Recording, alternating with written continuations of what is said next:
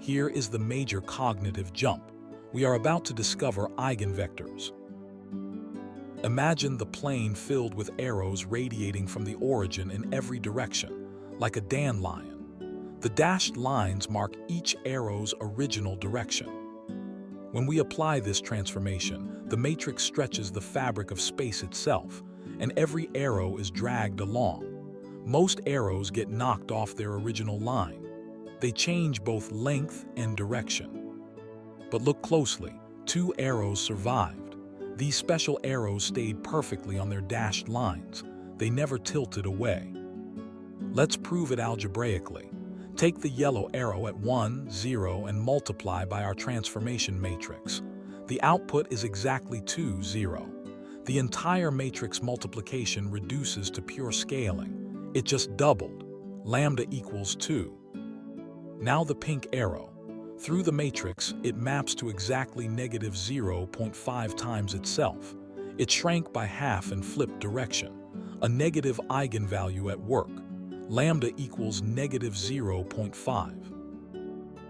Let's replay the transformation watching only the survivors. The yellow arrow stretches along the x-axis, and the pink arrow slides along its line. Watch the pink arrow closely.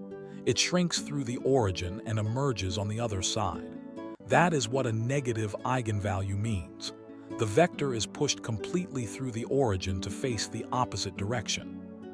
They might get longer, shrink, or flip backward, but their direction is structurally immune to the transformation. These structurally vital arrows are the eigenvectors, from the German word eigen, meaning own or characteristic. The scaling factor is the eigenvalue. Together they satisfy the fundamental equation, a times v equals lambda times v. Now let's see how the eigenvector equation emerges naturally from what we have already seen. The matrix grabs the entire fabric of space and warps it. When it acts on our special vector v, it is a complex, multidimensional operation.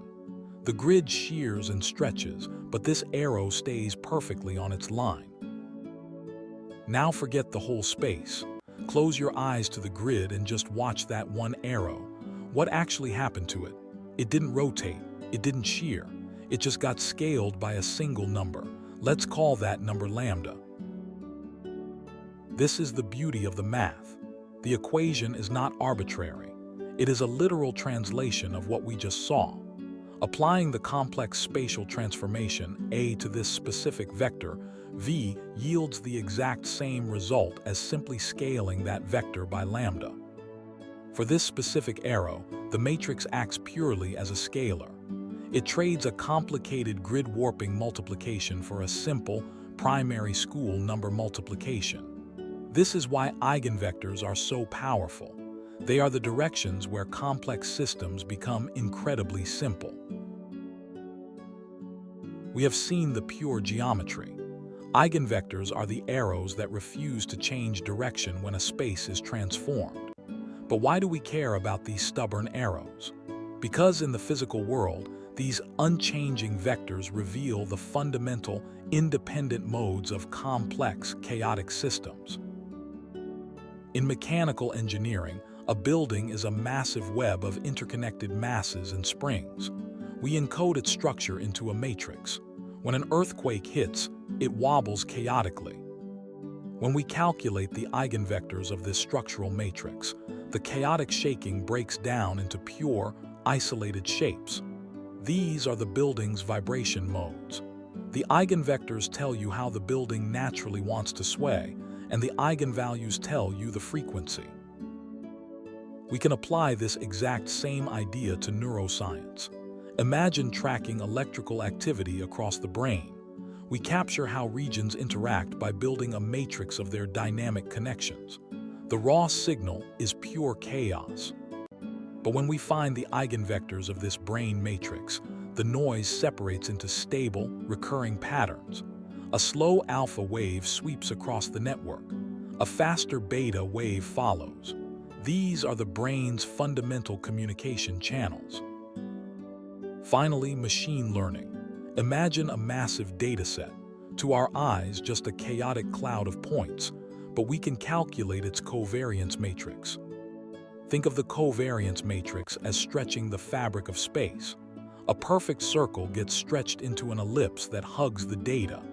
The eigenvectors of this matrix point along the longest and shortest axes of that ellipse. This is principal component analysis. The eigenvectors become the natural, hidden axes of your data. Eigenvectors, the hidden structure in every complex system. Now let's explore the edge cases, when eigenvectors behave in surprising ways. What if a matrix simply scales the entire plane uniformly by a factor of 3? Let's watch the fabric stretch. Because the space expands uniformly, no arrow gets knocked off its original line.